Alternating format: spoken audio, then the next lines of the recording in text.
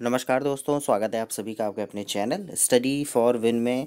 और इस समय मैं आपको 20 ऐसे प्रश्न बताऊंगा जो आपके हर परीक्षा के लिए उपयोगी है। ठीक है, ये सामान्य ज्ञान के कुछ इंपॉर्टेंट कॉमन क्वेश्चंस हैं जो आपकी हर परीक्षा के लिए बहुत ही रामबाण और बहुत ही सहायक सिद्ध होंगे। और अब जो है डेली इसी प्रकार के आपको 20 क्वेश्चंस की सीरीज़ जो है आपको मैं प्रोवाइड करूंगा। जो आप किसी भी एग्ज़ाम की तैयारी कर रहे हैं, आप चाहे रेलवे हो, आप एसएससी हो, आप यूपी टेट, सी टेट या अन्य भी कोई एग्ज़ाम की आप तैयारी कर रहे हैं, तो सभी में आपके लिए वो होंगे बहुत इंपॉर्टेंट। तो पहले तो शुरू करने से पहले जिन्होंने सब्सक्राइब नहीं किया है, फटाफट से सब्सक्राइब कर लीजिए हमारे चैनल को और बेल आइकन को प्रेस करके हमारी इस प्यारी सी फैमिली का हिस्सा परमानेंट के लिए आप जो है बन जाइए। और बेल आइकन को प्रेस करने से आपको मिलने लगेंगे हमारे इंपॉर्टेंट वीडियोस की नोटिफिकेशन और आप जो है तुरंत ही इंपॉर्टेंट न्यूज़ से रूबरू हो जाएंगे।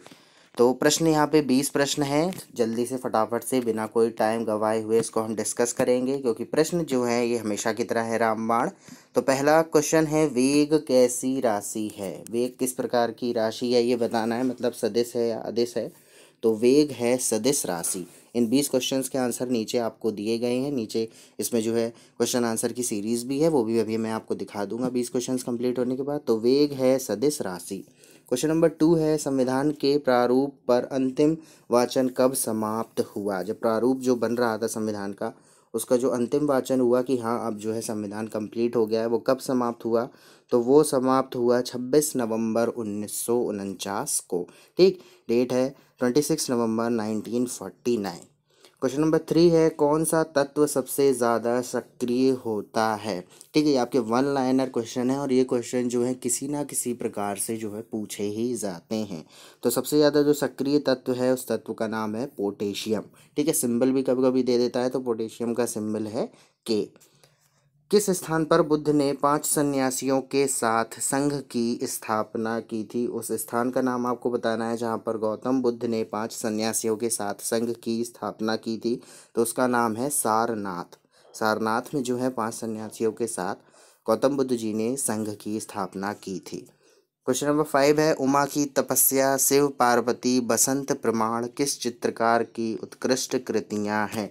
ठीक है, तीनों एक ही चित्रकार की कृतियां हैं, तो उनका नाम बताना है। उनका नाम है नंदलाल बोस की। उमा की तपस्या, शिव पार्वती, बसंत प्रमाण तीनों के ही चित्रकार हैं Nandlal Bose. Okay. Question number 6 है, सौरमंडल की खोज किसने की? सौरमंडल की खोज बताना है किसने की। ये क्वेश्चन बहुत इंपॉर्टेंट है, कई बार पूछा गया है, तो इनके नाम बिल्कुल आप याद रखिए। सौरमंडल की खोज की थी कॉपरनिकस ने, नाम है उनका कॉपरनिकस। ओके। 7 है, भारत में निर्मित पहला उपग्रह प्रक्षेपण वाहन कौन सा था? उस उपग्रह प्रक्षेपण वाहन का नाम बताना है जो भारत में सबसे पहले निर्मित हुआ था। तो उसका नाम है SLV-3। ठीक है, SLV-3 ये था उपग्रह प्रक्षेपण वाहन का नाम जो भारत में सबसे पहले निर्मित हुआ था। क्वेश्चन नंबर 8 है, राष्ट्रीय जनसंख्या आयोग किस मंत्रालय के अधीन है? किस मंत्रालय के अंतर्गत आता है राष्ट्रीय जनसंख्या आयोग? तो ये आपका आता है स्वास्थ्य मंत्रालय के अंतर्गत। ठीक है, इसका उत्तरदायित्व स्वास्थ्य मंत्रालय का होता है।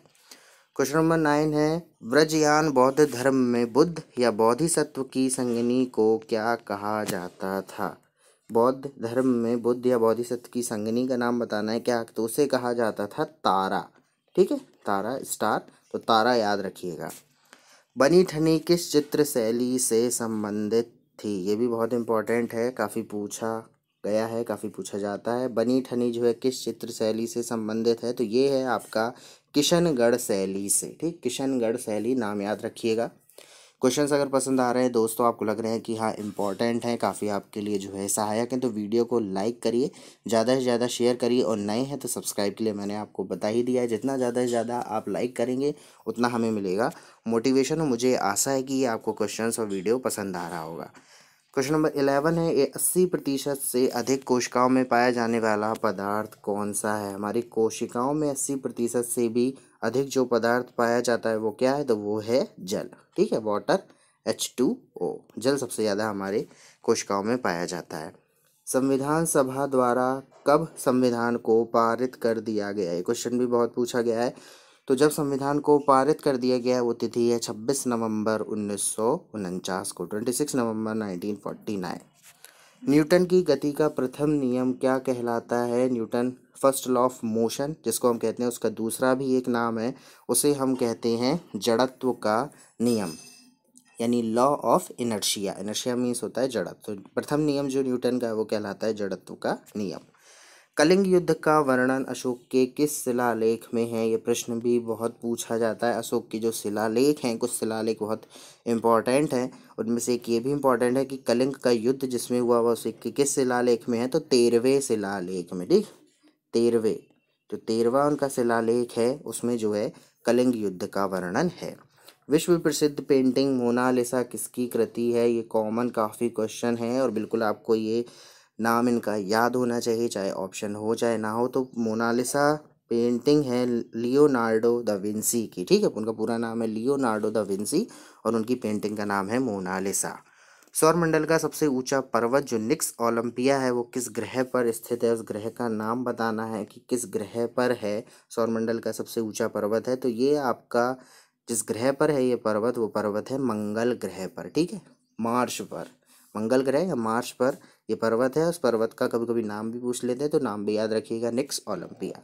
मोनालिसा नामक चित्र की रचना किसने की? ये अभी ऊपर जो है क्वेश्चन डिस्कस हो चुका है। तो लियोनार्डो दा विंसी हैं इनके रचनाकार।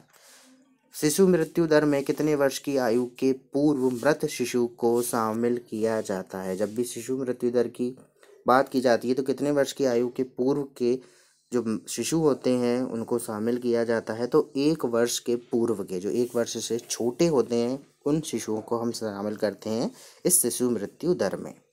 बाजार के निरीक्षक को क्या कहा जाता था? बाजार का जो निरीक्षक होता था पुराने ज़माने में उसे हम क्या कहते थे? तो उसको कहते थे सहना ए मंडी। ठीक है, सहना ए मंडी। तो मंडी आप लोग जाते हैं, बाजार जाते हैं, मंडी जाते हैं, तो याद रखिए सहना ए मंडी। और लास्ट क्वेश्चन है आज का, मिथिला पेंटिंग किस राज्य की प्रसिद्ध चित्रकला शैली है? मिथिला पेंटिंग तो ये है बिहार की। ठीक, बिहार की है ये चित्रकला शैली जिसका नाम है मिथिला पेंटिंग। तो ये थे आज के सामान्य ज्ञान के हर परीक्षा उपयोगी और सहायक 20 प्रश्न। आशा है मुझे वीडियो आपको पसंद आया होगा, तो लाइक करना है, शेयर करना है। और अगर आपको ये पीडीएफ चाहिए, ये इसके यहाँ पे 20 के आंसर्स हैं, इसकी अगर आपको पीडीएफ चाहिए तो हमारा नंबर है 9496369356। इस पर आपको व्हाट्सएप करना है, तो जल्दी से नंबर घुमा दीजिए। और सिर्फ यही पीडीएफ नहीं, कोई भी कॉम्पिटिटिव एग्जाम की आप तैयारी कर रहे हो सबकी पीडीएफ, सबके नोट्स आपको मिल जाएंगे। तो ये नंबर घुमाइए और अपनी सफलता की चाबी पाइए। तो अभी के लिए इतना ही, फिर मिलते हैं अपने अगले वीडियो में। तब तक के लिए अपना ख्याल रखिए, पढ़ते रहिए, वीडियोस देखते रहिए, लाइव क्लास ज्वाइन करिए। सभी को मेरा प्यार भरा नमस्कार। जय हिंद, जय Bharat, all the very best.